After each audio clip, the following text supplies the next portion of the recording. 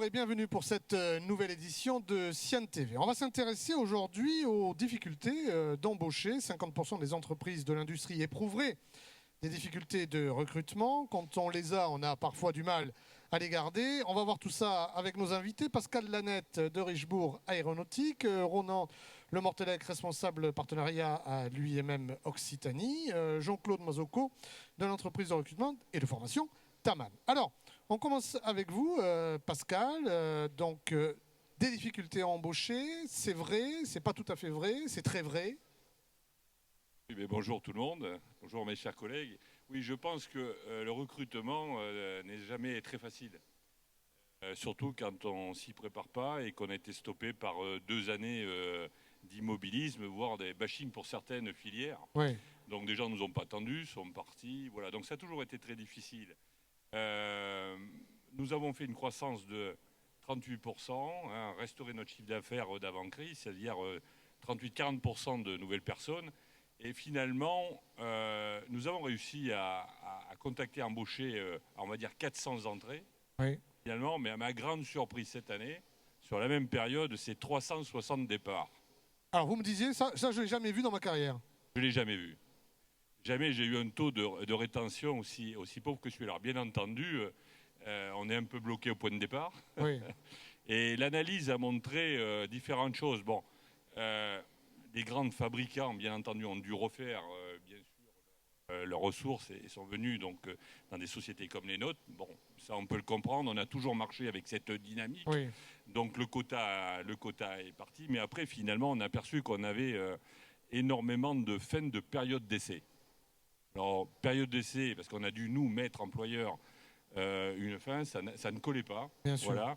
Mais aussi, ça c'est la grande surprise, des gens qui sont partis parce qu'ils étaient très volontaires, on les sentait vraiment très motivés à venir, mais ils sont rentrés dans un moment où ils étaient peut-être pas au niveau des performances, où on les attendait.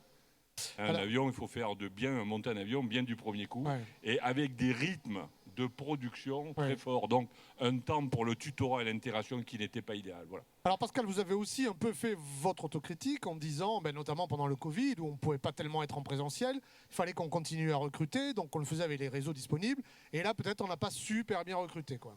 Oui, alors bon, ça serait une longue histoire, mais on va revenir sur l'essentiel. Nous, on a pu garder 60% de nos effectifs à la production, Oui. et nos managers, ils télétravaillaient. Oui. Des managers opérationnels et nos services des ressources humaines. Donc, comme tout le monde, on a dû faire du recrutement digital. Oui. Et ça n'aide pas. Ah. Ça n'aide pas. Donc, on revient aux fondamentaux, on refait venir les gens. Aujourd'hui, du présentiel. Du présentiel, on travaille la qualité du recrutement, on présente le projet. Ce n'est pas un problème, comme beaucoup de gens pensent, de valorisation ou de prix de salaire. Oui. Ça ne se situe pas là. C'est le projet et l'accompagnement. Les gens, ils n'ont pas travaillé depuis longtemps, ils viennent d'autres filières. Donc, il faut proposer des formations, des accompagnements et surtout un parrainage. Et voilà. Et quand on peut revenir sur un duo recruteur RH, patron opérationnel, ça le fait. Moi, je crois toujours que des personnes veulent travailler avec d'autres personnes. Mais il faut qu'elles les voient. Oui, oui. Alors, le point très positif, c'est que vous êtes très optimiste pour l'avenir.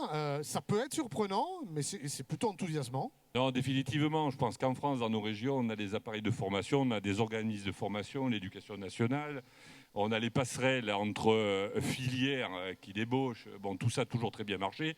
Là, je pense que ce qu'on vit, c'est l'arrêt de 2 ans. Ouais. Repartir, c'est du réamorçage. Quoi. Oui, voilà. Voilà. Ce qui est clair, c'est qu'on a perdu quand même beaucoup de compétences. Des gens maintenant qui ne reviendront pas, sont proches d'un âge de retraite, on va dire. D'autres sont partis dans des projets aussi personnels. Donc, en même temps qu'il faut reprendre des gens, il faut constater, je ne vais pas le développer, mais je le dis, c'est qu'on a eu une perte de compétences. Ouais.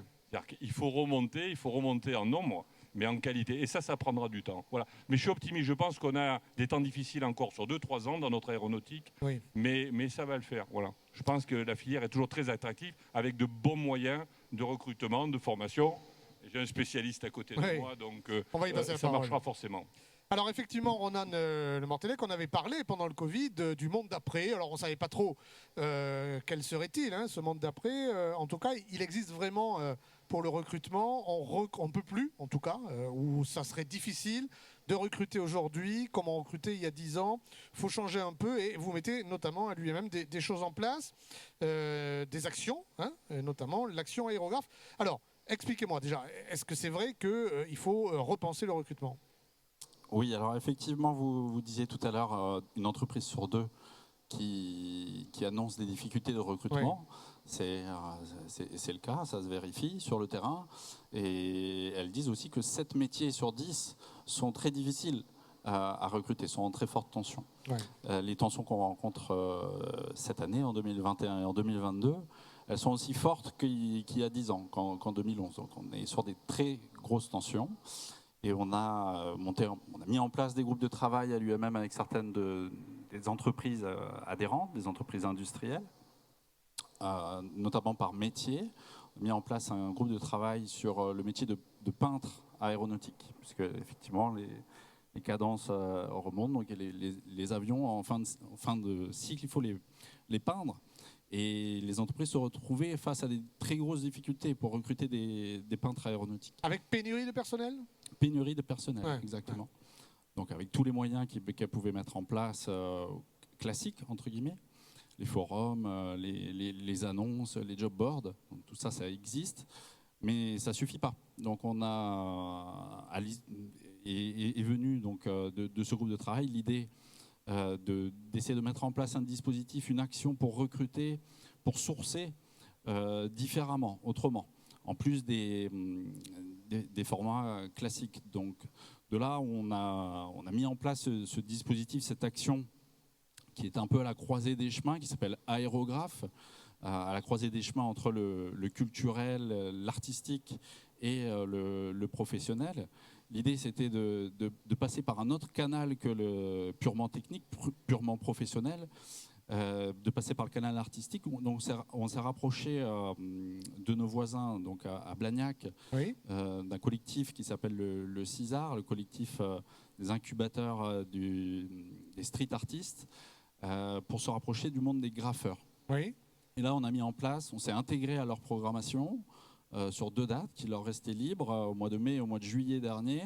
Et on a mis sur un même plateau des peintres aéronautiques, des entreprises de la peinture aéronautique, donc par exemple Airbus ou Satis, des organismes de formation comme IFI Peinture, des GEC également qui peuvent proposer des parcours de formation dans la peinture. On a mis en place cet événement avec le campus des métiers et on a pu mettre en lumière à la fois les métiers, l'activité du graphe, du street art, et celle de la peinture aéronautique. Donc on a fait venir sur ce plateau des apprentis, des salariés de la peinture, et sur ces 2 événements qui ont lieu donc un samedi après-midi avec un bar, des baby-foot, on a pu faire venir du public que les entreprises n'ont pas l'habitude de capter, c'est-à-dire des familles, des voisins, des personnes qui ont l'habitude de fréquenter ce lieu culturel, et pour leur faire découvrir aux uns et aux autres, du coup, les métiers qui existent dans la peinture aéronautique. Et les entreprises qui étaient présentes, les organismes de formation qui étaient présents, ont pu comme ça capter des publics sur la peinture qui aujourd'hui sont en exercice, qu'ils n'auraient pas capté autrement. Donc ce n'est pas une solution qui vient à la place de toutes celles qui existent, mais on doit innover aussi dans la manière de sourcer. Donc l'idée, c'est de voir plus loin, c'est-à-dire on ne fabrique pas des bougies, on fait de la lumière, on ne fait pas de la peinture aéronautique, on fait de la peinture à une autre échelle, sachant après que la finalité, bien sûr, c'est de pouvoir recruter du geste technique, évidemment. Oui, bien sûr, c'est de sourcer plus largement. Et puis après, comme le disait Pascal aussi, c'est de s'assurer que le fit ait lieu entre le public et l'entreprise. Et après le sourcing, effectivement, il y a tout l'onboarding du nouvel employé qui est important et qui est à sécuriser. Alors, dans cette différentes façons aujourd'hui de recruter. Jean-Claude Mazocco, vous êtes dirigeant de la société Taman. Il faut repenser un peu et les méthodes de recrutement et la façon de recruter. Donc vous m'avez dit quelque chose d'assez surprenant. Nous, on apporte de la différence. Qu'est-ce que ça veut dire ? Simplement, enfin bonsoir à tous. Simplement, c'est que, et je pense que mes confrères l'ont clairement évoqué, il faut que nous recrutions de façon différente. Et voilà. Et chez Taman, nous avons choisi un axe, alors qui part du principe suivant, c'est que Le métier, qu'est-ce que c'est qu'un métier? C'est une association de compétences, hein, on met à disposition des compétences, mais c'est surtout un comportement adapté. Et nous, on focalise sur ce comportement. Nous avons investi depuis le début de Taman en 2019 dans des algorithmes qui nous permettent de faire des évaluations comportementales. Et qu'est-ce que l'on fait? On va chez les clients et avec nos clients capter le comportement du métier chez lui. Hein, comment est-ce qu'il faut, quelle est l'attitude qu'il faut avoir pour être chef d'équipe, pour être peintre, pour être technicien méthode, etc., etc. Lorsqu'on a identifié, capté ce comportement, et on l'identifie suivant des soft skills, on le rend assez ludique. Oui, oui. On fait nos présélections de candidats, hein, tel que Pascal pouvait l'expliquer, avec des job boards et toute l'attractivité nécessaire, les jobs d'éthique, j'en passe les meilleurs. Et ces candidats passent aussi leur évaluation comportementale et on va le comparer, la machine va les comparer à la cible qui a été créée avec le client. Et donc on va avoir un ranking des candidats les plus adaptés en comportement pour pouvoir avoir accès à l'entreprise. Ça, c'est une différence importante dans la mesure où, si je prends l'exemple d'un chef d'équipe chez Airbus, hein, on en a beaucoup, il y a quelques années, un chef d'équipe, c'était quelqu'un qui savait tout faire et qui guidait ses compagnons. Aujourd'hui, un chef d'équipe, c'est un leader d'une équipe, d'un certain nombre d'humains. Il va les guider, il va les conseiller, il va les remettre dans le droit chemin de façon, si c'est nécessaire. Il va aussi s'interfacer avec des partenaires sociaux. Enfin voilà, il a un autre rôle, ce rôle de leader. Et ce chef d'équipe, eh bien, on peut aussi le trouver dans d'autres secteurs d'activité que l'aéronautique, hein, qui peuvent avoir plus ou moins de difficultés, et parce qu'il a ce savoir-faire, ce comportement adapté. Et donc nous, on va savoir ramener ces gens-là et leur proposer de rentrer dans notre belle aéronautique. Alors vous cherchez une adéquation humain-poste d'abord. C'est exactement ça. Voilà. Et les compétences Alors, écoutez, les compétences. Mais quand on travaille avec le comportement, effectivement, la question est, mais alors qu'est-ce qu'on fait les compétences? Voilà. Alors, on a une deuxième solution. Pascal parlait d'accompagnement, moi je vais parler de richesse humaine. Nous avons dans l'aéronautique aussi de la richesse humaine. Qu'est-ce que c'est? Ce sont les nouveaux retraités. Ce sont des gens qui ont passé 40 ans dans ces entreprises et qui ont énormément d'expérience. Et la crise les a, pour quelques-uns, poussés un peu dehors, hein, pour dire les choses clairement. Et ils n'ont pas eu le loisir de transmettre leur savoir.